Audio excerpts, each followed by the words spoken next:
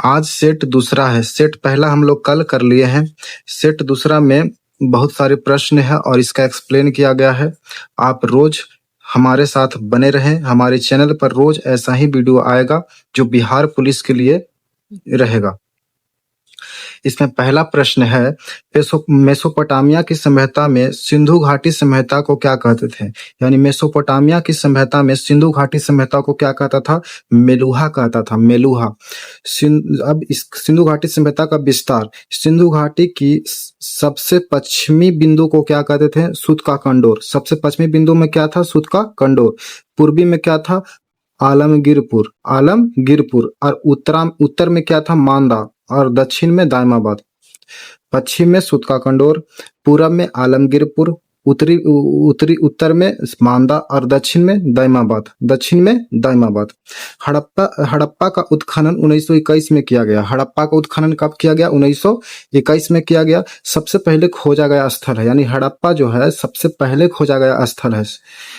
हड़प्पा कहाँ पड़ता है? पाकिस्तान में। हड़प्पा कहाँ है? पाकिस्तान में। इसको खोजा किसने? दयाराम साहनी। हड़प्पा की खोज किसने किया? दयाराम साहनी। हड़प्पा कौन सी नदी के किनारे? रावी नदी के किनारे। हड़प्पा कौन सी नदी के किनारे? रावी नदी के किनारे। अभी धौलावीरा है। धौलावीरा यह कर्क रेखा पर स्थित है। धौलावीरा यह कर्क रेखा पर स्थित है। यह हड़प्पा सभ्यता का एक मात्र स्थल है जिसे यूनेस्को में शामिल किया गया है। यूनेस्को में शामिल किया गया है। धौलावीरा कहाँ पड़ता है? गुजरात में। धौलावीरा कहाँ पड़ता है? गुजरात में। अब राखीगढ़ी हरियाणा में है। राखीगढ़ी हरियाणा में है। यह सबसे बड़ा स्थल है, यानी अगर भारत में सबसे बड़ा स्थल पूछेगा तो राखीगढ़ी, और अगर हड़प्पा सभ्यता के सबसे बड़ा स्थल पूछेगा तो मोहनजोदड़ो। लोथल कहाँ पड़ता है? गुजरात में। लोथल कहाँ है? गुजरात में। रोपड़ पंजाब में। राखीगढ़ी हरियाणा में। कालीबंगा राजस्थान में। अब आगे, स्वतंत्रता के बाद हड़प्पा सभ्यता का पहला खोजा गया स्थल कौन सा है? रोपड़। पहला खोजा गया स्थल रोपड़ है। बोगाजकोई का महत्व क्या है? बोगाजकोई का महत्व है, इसमें वैदिक देवी देवताओं का वर्णन किया गया है। वैदिक देवी देवताओं का वर्णन बोगाजकोई अभिलेख में किया गया है। यह अभिलेख तुर्की के एशिया का माइनर है। ये कहाँ अभिलेख है? तो तुर्की के एशिया माइनर में स्थित है। प्राचीन भारत में पालागल क्या था? यानी प्राचीन भारत में यह पालागल क्या था? तो पालागल संदेशवाहक था। पालागल किसको कहते थे? यह संदेश भेजता था, यानी संदेशवाहक था। संदेशवाहक। अगला क्वेश्चन है कि भारतीय संविधान में संसदीय लोकतंत्र और न्यायिक सर्वोच्चता किन देशों से अंगीकार किया गया है? मतलब किन देशों से लिया गया है? संसदीय लोकतंत्र कहाँ से लिया गया है? तो ब्रिटेन से लिया गया है। संसदीय लोकतंत्र ब्रिटेन से लिया गया है। और न्यायिक सर्वोच्चता यूएसए से लिया गया है। न्यायिक पूर्वालोकन शक्ति कहाँ से लिया गया है? यूएसए से लिया गया है। राष्ट्रपति पर महाभियोग यूएसए से लिया गया है। प्रस्तावना कहाँ से लिया गया है? तो यूएसए से लिया गया है। और प्रस्तावना की भाषा कहाँ से लिया गया है? तो ऑस्ट्रेलिया से लिया गया है। प्रस्तावना की भाषा कहाँ से लिया गया है? ऑस्ट्रेलिया से लिया गया है। PIL का जनक किससे कहते हैं? PIL का जनक यूएसए को कहा जाता है। मौलिक अधिकार कहाँ से लिया गया है? तो यूएसए से लिया गया है। मौलिक अधिकार यूएसए से लिया गया है।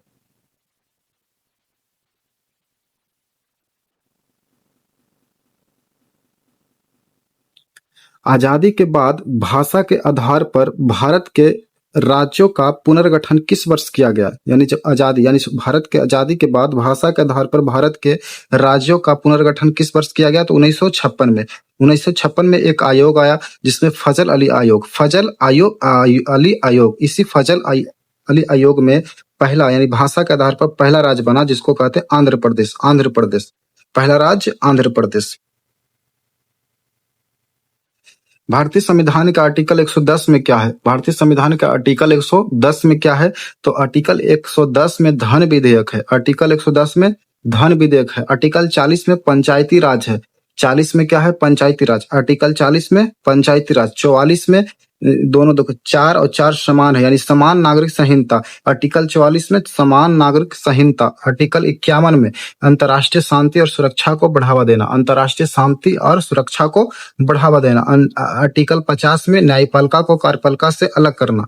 न्यायपालिका को कार्यपालिका से अलग करना आर्टिकल 50 में है। पंचायत को संवैधानिक दर्जा दिया गया। कौन से संशोधन? 73वां संविधान संशोधन और 74वां संविधान संशोधन के द्वारा 1992 में 73वां संविधान संशोधन ग्राम पंचायत और 74वां संविधान संशोधन नगर पंचायत। इसके बाद संवैधानिक दर्जा के बाद ही भारत में स्थानीय शासन का नींव पड़ी। स्थानीय शासन का जनक किसे कहते हैं? तो लॉर्ड रिपन को कहा जाता है। स्थानीय शासन का जनक लॉर्ड रिपन को कहा जाता है। चंद्र ग्रहण कब होता है? चंद्र ग्रहण कब होता है? तो पृथ्वी जब सूर्य और चंद्रमा के बीच आ जाता है तब हम कहते हैं चंद्र ग्रहण। सूर्य, चंद्रमा तथा पृथ्वी एक सीधी रेखा में रहती है। जब सूर्य और चंद्रमा और पृथ्वी यह तीनों एक ही रेखा पर रहती है तो उसको हम कहते हैं युति वियुति। इस स्थिति को क्या कहते हैं? युति वियुति। जब सूर्य और चंद्रमा और पृथ्वी तीनों एक ही सरल रेखा में रहेगा तो युति वियुति कहते हैं। चंद्रमा पृथ्वी के परिक्रमा 27 दिन में करता है। चंद्रमा पृथ्वी के परिक्रमा कितना दिन में करता है? 27 दिन में। और पृथ्वी सूर्य के परिक्रमा कितना दिन में करता है? 365 दिन में। 365 दिन में। सूर्य आकाश गंगा का परिक्रमा कितना दिन में करता है? तो 25 करोड़ वर्ष में। 25 करोड़ वर्ष में। इस 25 करोड़ वर्ष को कॉस्मोस ईयर्स कहा जाता है। Cosmos years. सूर्य ग्रहण किसे कहते हैं? तो जब चंद्रमा पृथ्वी और सूर्य के बीच आ जाता है तब उसको हम सूर्य ग्रहण कहेंगे। और चंद्र ग्रहण जब पृथ्वी सूर्य और चंद्रमा के बीच आएगा तब उसको हम कहेंगे चंद्र ग्रहण। और चंद्रमा पृथ्वी और सूर्य के बीच आ जाएगा तो सूर्य ग्रहण।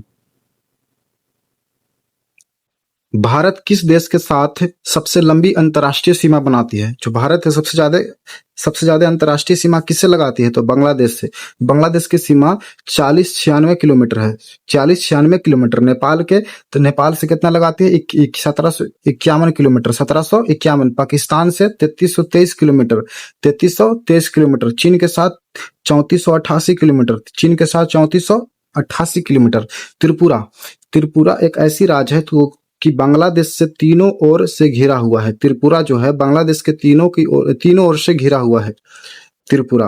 प्रथम पंचवर्षीय योजना किस पर आधारित है? तो यह किस पर ध्यान दिया गया? तो कृषि पर ज्यादा जोर दिया गया प्रथम पंचवर्षीय योजना में। प्रथम पंचवर्षीय योजना कब से कब? तो 1951 से 1956 तक। प्रथम पंचवर्षीय योजना किस पर आधारित है? तो हेरोल्ड डोमर मॉडल पर आधारित है। पांचवी पंचवर्षीय योजना में कौन सा नारा दिया गया? तो गरीबी हटाओ का नारा कौन सी योजना में? पांचवी पंचवर्षीय योजना में। गाडगिल योजना किसे कहते हैं? तृतीय पंचवर्षीय योजना को। गाडगिल योजना किसे कहते हैं? तृतीय पंचवर्षीय योजना को गाडगिल योजना।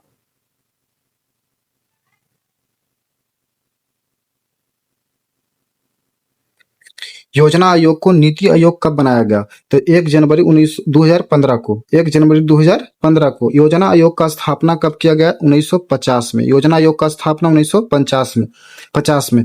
मतलब प्रथम पंचवर्षीय योजना इसी योजना आयोग में प्रथम पंचवर्षीय योजना आया 1951 में। फिर उसके बाद योजना आयोग को नीति आयोग बनाया गया। कब? 2015 में। 1 जनवरी 2015 में। नीति आयोग को राष्ट्रीय परिवर्तन संस्थान कहा जाता है। नीति आयोग को ही राष्ट्रीय परिवर्तन संस्थान कहा जाता है। प्रथम पंचवर्षीय योजना का सामुदायिक विकास यानी प्रथम पंचवर्षीय योजना किस पर विकास दिया? तो सामुदायिक विकास पर। भारत के सामुदायिक पर। और दूसरी पंचवर्षीय योजना उद्योग पर आधारित था। इसे महालनोबिस पर आधारित था। यह दूसरी पंचवर्षीय योजना महालनोबिस पर आधारित था। थैंक यू दोस्तों, ऐसे ही बने रहें। हम रोज एक वीडियो लाएंगे। हमारे चैनल को सब्सक्राइब करिए। ऐसे कम से 8 से 10 मिनट की वीडियो में हम ज्यादा से ज्यादा रिवीजन करेंगे जो बिहार पुलिस के लिए रहेगा।